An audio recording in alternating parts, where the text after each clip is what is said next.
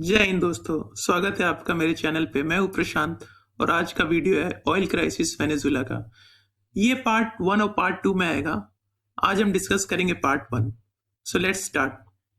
Venezuela के पास दुनिया का सबसे ज्यादा ऑयल है, फिर भी ये कंट्री कोलैप्स कैसे हो गई, आइए जानते हैं।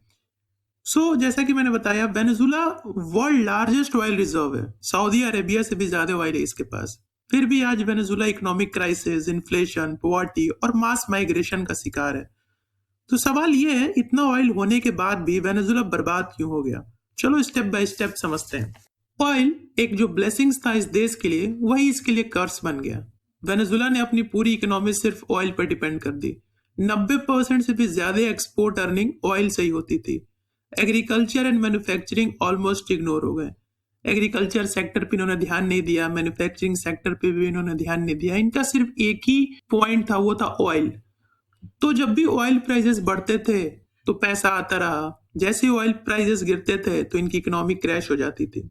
इसे कहते हैं रिसोर्स कर्स, जब नेचुरल रिसोर्स कंट्री को लॉन्ग टर्म में वीक बना देते हैं। अब हम बात करते हैं 1999 में, जब ह्यूगो चावेज वेनेजुला के प्रेसिडेंट बने थे।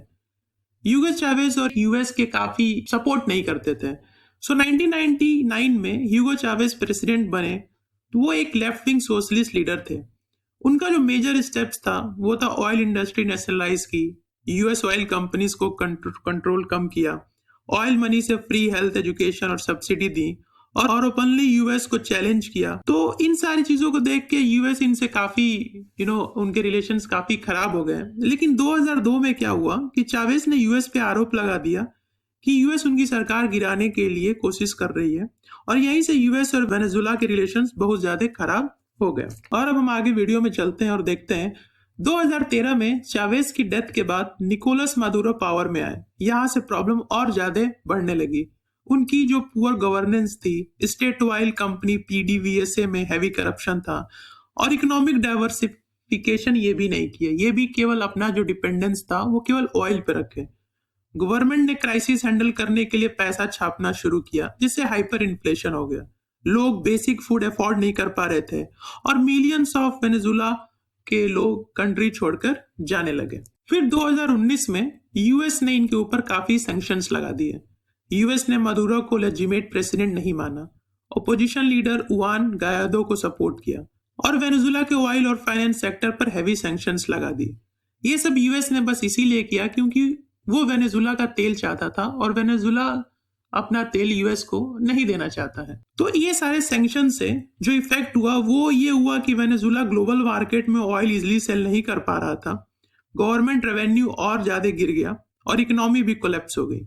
बट इसके बाद जब देखा गया कि यूएस पीछे हटा और यूएस के सैंक्शंस हो गए, तो चाइना और रशिया ने अपनी एंट्री ली इस मार्केट में। चाइना बिलियंस ऑफ डॉलर के लोन्स का सपोर्ट दिया वेनेजुला को, और बदले में ऑयल सप्लाई लिया, और उसके साथ साथ लॉन्ग टर्म एनर्जी सिक्योरिटी भी प्रोवाइड किया। रशिया ने मिलिट्री और पॉलिटिकल सपोर्ट किया, और एक तरीके से देखा जाए तो वेनेजुला को सपोर्ट करके यूएस के बैकयार्ड में ही अपना इन्फ्लुएंस दिखाना चाहता था।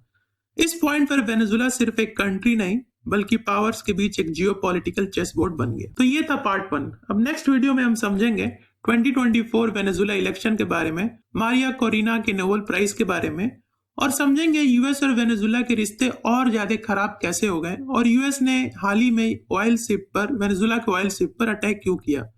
तब तक के लिए थैंक यू।